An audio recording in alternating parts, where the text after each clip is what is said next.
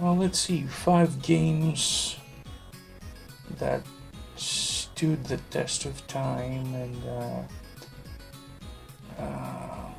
are representative of what you think were the defining moments of your personal gaming history.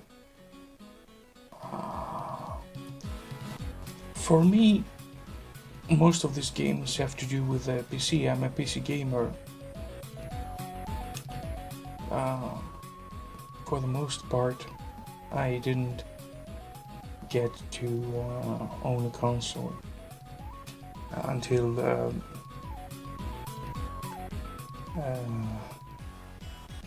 was, I think, 2005.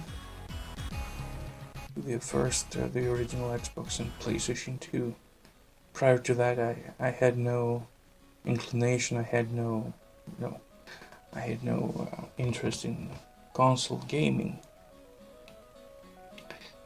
and PC gaming really defined my gaming habits, the kind of games that I was addicted to. And so yeah, let's take a short trip back in time, starting from the most recent one, which is the only PC game on this short list.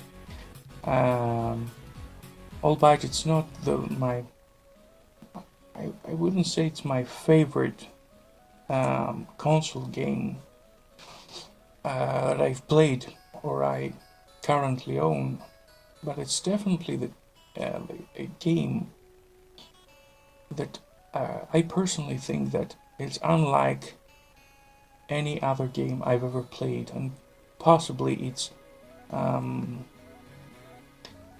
game of its own kind. It's Shadow of the Colossus for the PlayStation 2. Now this game, where do I begin? The fantastic music,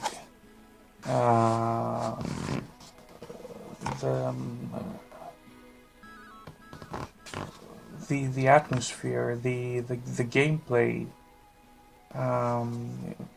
It's a completely immersive game, and nowadays we use such words left and right, and the words start to lose their meaning. But this is a totally immersive game. It sucks you in. It plunges you into this strange wilderness with your trusted stallion, your horse, as the only companion you have, and it's one of these games that it's so simple yet so how can I describe it?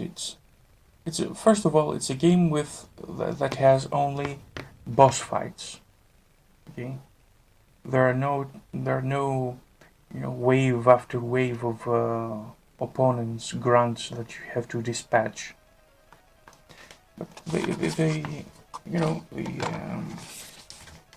the box itself is very interesting. It has these very nice postcards, brilliant artistic style.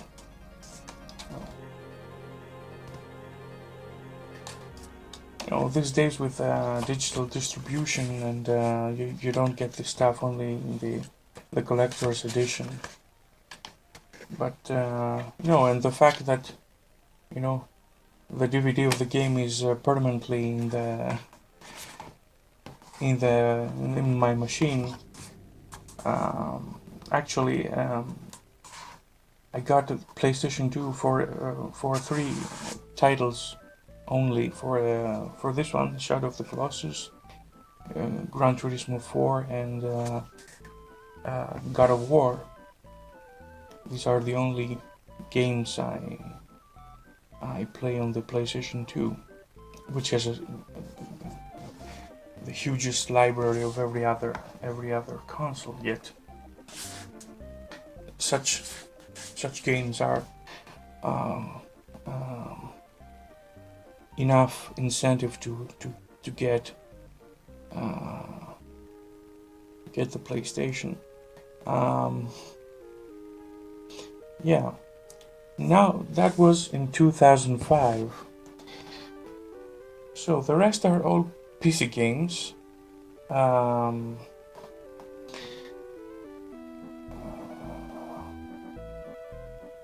this one was also, I think it was around 2004, 2005. It was Half-Life. No. Of course, this is not. This is a later edition, which includes, opposing force, and Blue Shift and Team Fortress Classic. It's a Half-Life 1 anthology. But I remember back in the day, even before getting the complete game Half-Life, the first Half-Life, I played the demo, and I was blown away. It was a revolutionary game. I had never seen such a thing before in the PC. In PC gaming, it was almost unheard of to have a character exploring a seemingly endless world of and interacting with PC stations inside the Black Mesa laboratories, and interacting with all those scientists and NPCs, having to, it was like a movie unfolding in front of you, and you had the starring role, the central pivoting role in all of that, and you had to. It wasn't a game that was holding your hand in any way. It just put you out there to discover what the hell was going on, and this was just the appetizer, the prologue to Half-Life 2, which I consider to be the best game of all time, in my humble personal opinion.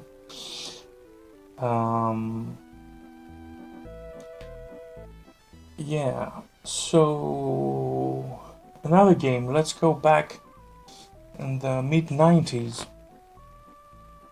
This was the era of the explosion of CD-ROM gaming, which was good and bad. It was at the same time a blessing and a curse for the gaming industry, because on one hand, just the medium, the CD-ROM medium, was a gigantic step forwards due to its vast capacity and the affordability. It was very cheap, so you could have games with tremendous assets, full motion video, crystal audios, and original soundtracks that had nothing to do with the mediocre synthesized output of the systems of that time. It blew away anything it came before that. from a technical standpoint, but it was also the beginning of a myriad of stupid games with very low gameplay. It was actually all you had to do was just control like the QT QuickTime events. It was just an interactive movie. So it was like what happened to the movie industry with the implementation of CGI, computer animation and graphics. After a while, the excessive use of this technology was detrimental to the quality, to the actual quality of the medium. So the CD was the same, but there were quite a few excellent games for that came on optical discs, and one of these that I personally regard as one of the ones that had a lasting impression on me was the Journeyman Project 2, Buried in Time. It's a fantastic game. At the time I was still at the university studying history, and this game was right up my alley with it combined science fiction, time travel, and journey back in time in medieval times, in the times of the Aztecs in Central America, traveling to the distant future. It was just fantastic.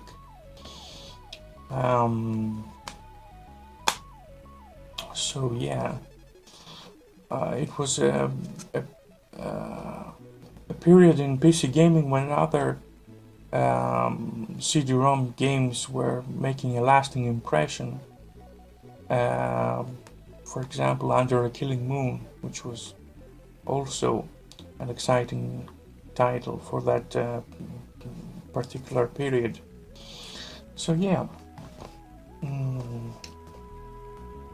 going further back in time, 1989 was another rather obscure game, but with a significant personal value. It was this one, Fighter Bomber. It was one of my first flight simulators that I ever played for my first PC. My first PC was a very humble 8086 system with just one 5.25-inch floppy drive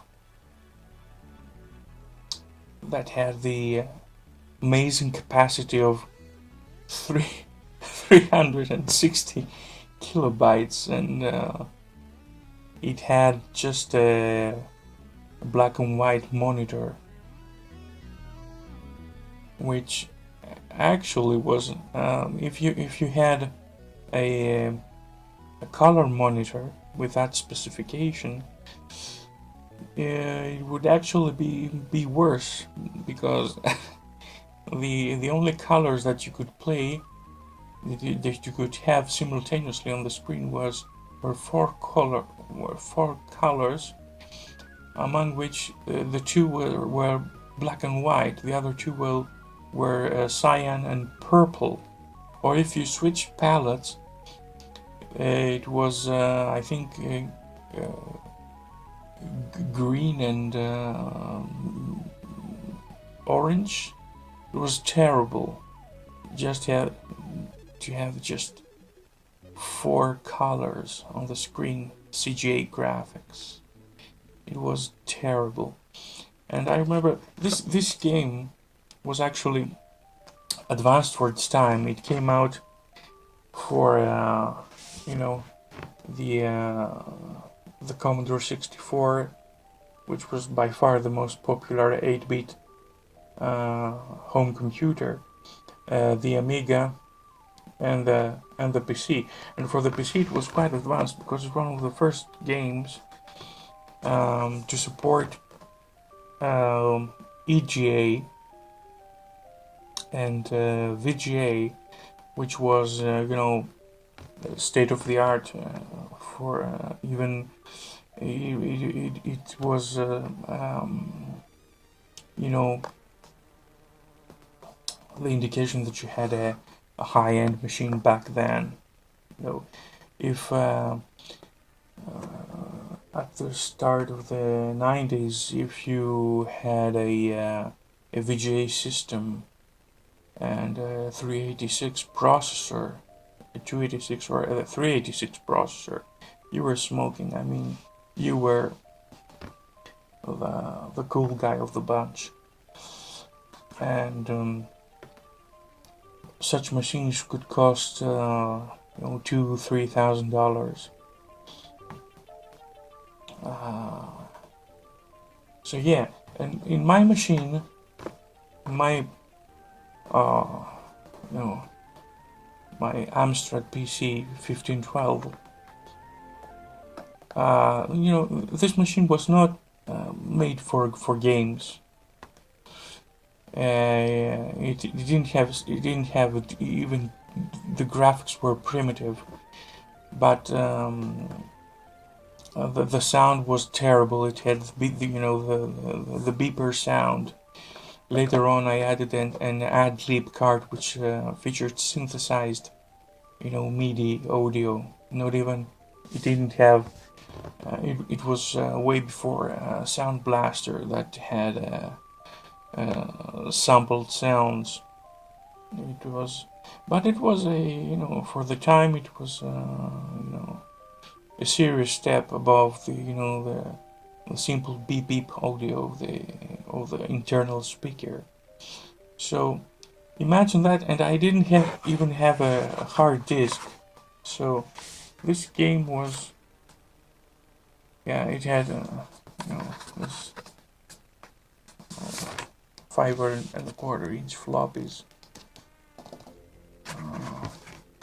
It had a disk for CGA, a separate disk for EGA, for VGA, and an advanced mission disk. If you want to play more. But even getting to play on my shitty system, it was designed only for Office, for spreadsheets and word processing, or learn some kind of language like Basic and Pascal. If you want to play games, if you want to play this kind of game, you would have to be satisfied with from 1 to 5 frames per second. So imagine a flight simulator, or for that matter a combat flight simulator, to run at to run like a snail.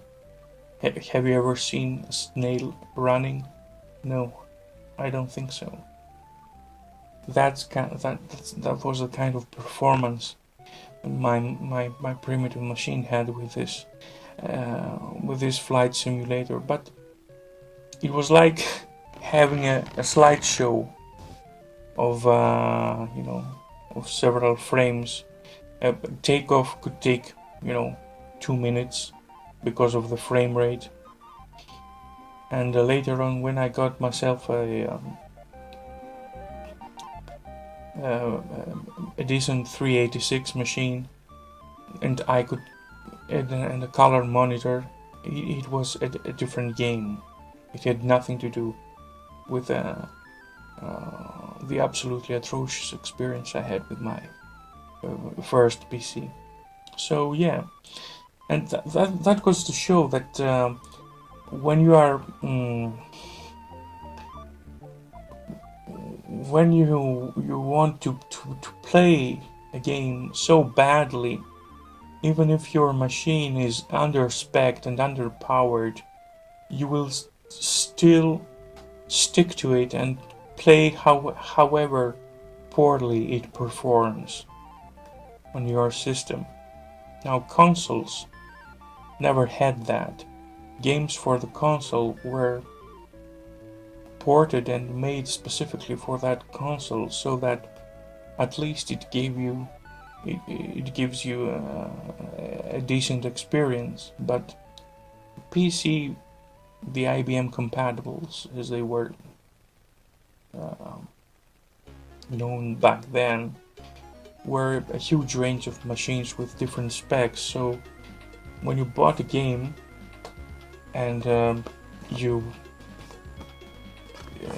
read in the description that your machine was covering at least the minimum requirements, you thought, yeah, I could play this on my machine. But no, actually, it will be a shit experience. But for me, for me, it was enough. What I was seeing in my monitor were all kinds of bombers, the 117 bomber, the MiG, the Phantom F4, all these legendary aircrafts. It was just taking off and landing was enough for me. Sometimes I get to launch a missile and possibly take down an enemy aircraft or a radar installation. But most of the time I was just happy to fly around and, yeah, that's that. The adventure games were the shit back in the day for PCs, for IBM compatibles, and it was a stark contrast with the consoles, because the consoles were all about action and arcade action, and you got a game and you could just play it with a simple controller, with a 2-button controller. You could pick it up and enjoy yourself instantly, whereas on the PC the games were more strategic. They employed storylines. They were more slow-paced, more cerebral. They required more thinking. So the adventure games, and especially the very first graphic adventures, were really the best kind of games that I ever played as a kid on my PC. And one of the games that I spent endless hours was this one, Hero's Quest from Sierra. Sierra was the company that made all these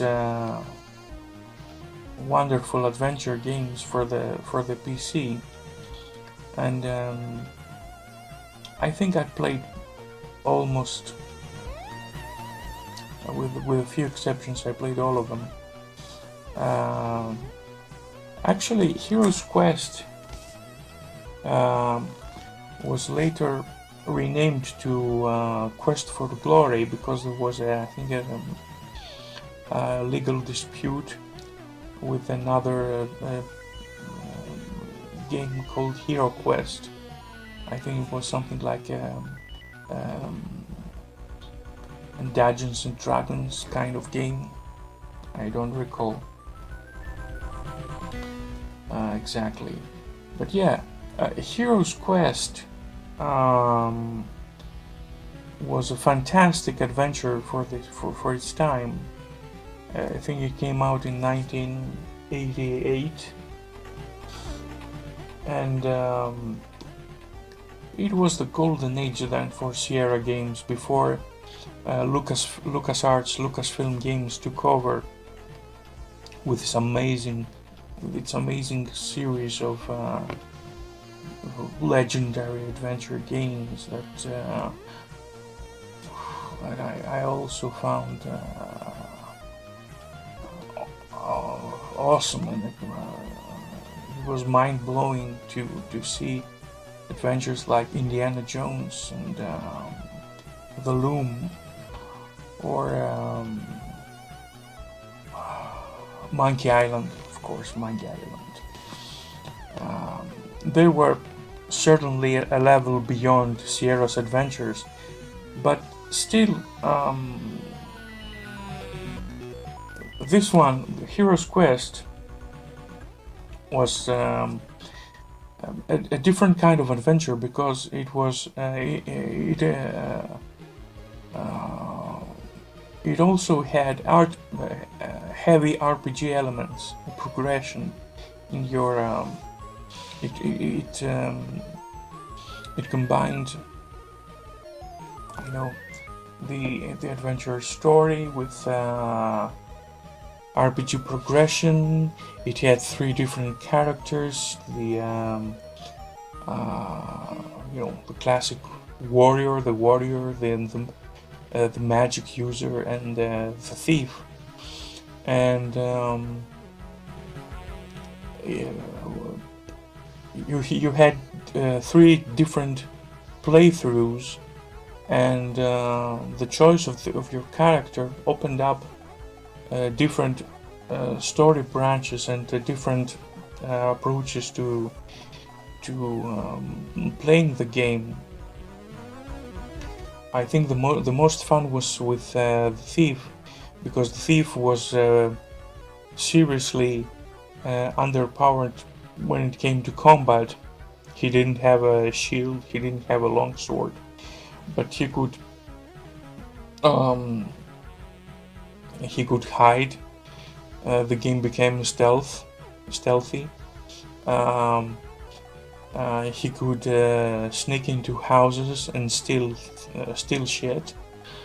So yeah, it was a fantastic game, and also it was a pain in the ass playing it on my PC, because the story was so long and the floppy disks had so little capacity that it spanned 10 floppy disks that you had to swap in order to play this game.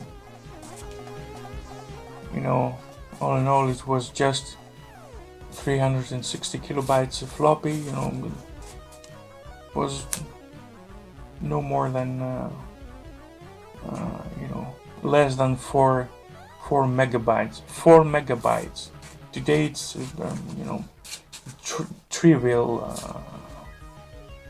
trivial capacity. It's a joke. It's a joke. But back then it was a huge game of mythical proportions. It was unlike everything else you had ever experienced. You know, imagine a 4 megabyte game when, you know, for example, most 8-bit games had to limit themselves to, you know, 16 or 48 or 64 kilobytes. And it also came with, you know, nice booklets, which were very funny, very. The game, the Hero Quest series, was renowned for its humor. It took the, you know, the classic heroes theme and subverted it with various comedic elements. So that was apparent in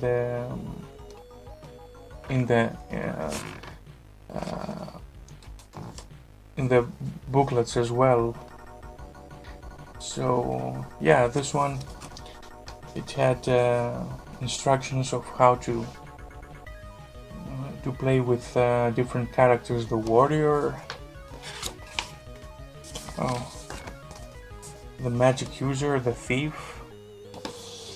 It was nice. It was nice, and yeah, it showed you the different villains, the different monsters that you would encounter in your battles, and oh my god. Oh my god, I had forgotten about this. You know, because the game was, it didn't have a map. You actually had to make your own map if you want to remember all the places and all the places when you would encounter you know, different enemies and different locations.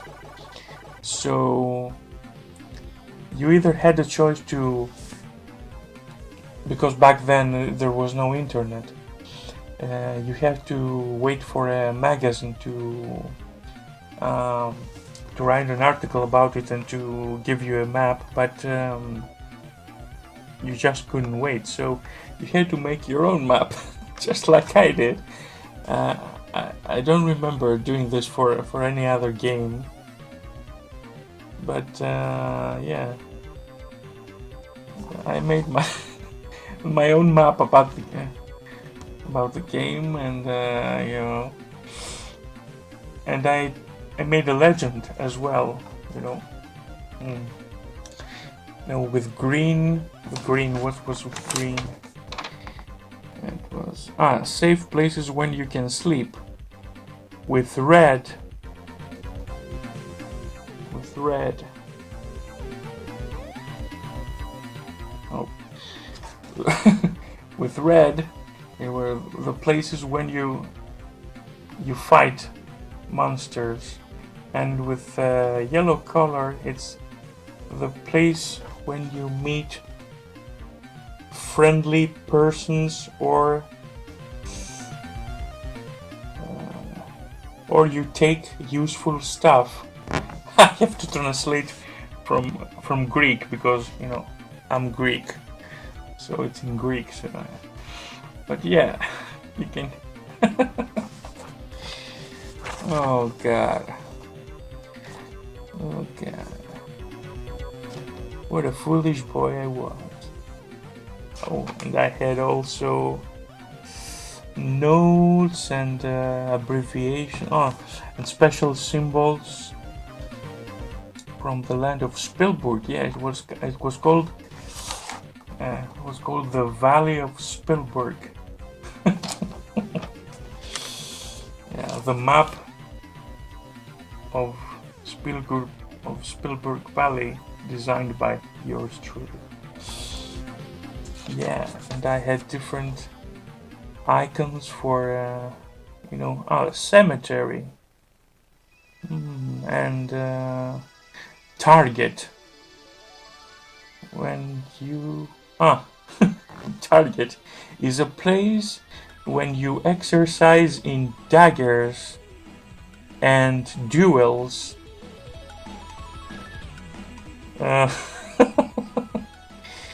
and another game, another symbol, Erasmus. He teaches you the dazzle spell. I don't have a fucking idea what this dazzle spell was. It must have been some kind of spell that you had to learn in order to progress the story. Yeah. Oh, the brigands. Yeah, the brigands were the bandits that you have to fight to save Elsa. What is Elsa? I think she was a magic user. I don't know what the hell was Elsa. I have completely forgotten all about it. And also some useful tips. Well, I guess I was even more invested in this game than I remembered initially, but yeah. Wow, I didn't expect that. I had forgotten about this. I had quite a lot of time in my hands back then, yeah? When you're at school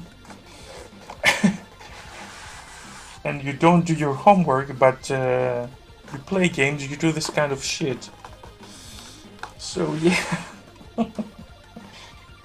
Well, yeah, that's of course there were other games that really, dare I say, define me as a gamer, like Wing Commander series. Yeah, Wing Commander was, whew,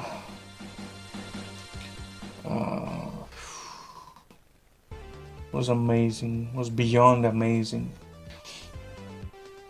I remember just a picture of it on an article in the PC Magazine when they announced it months before the game came out, and it was just a picture of the cockpit of a of your space fighter with your the hand holding the flight stick, and that was, whew, it was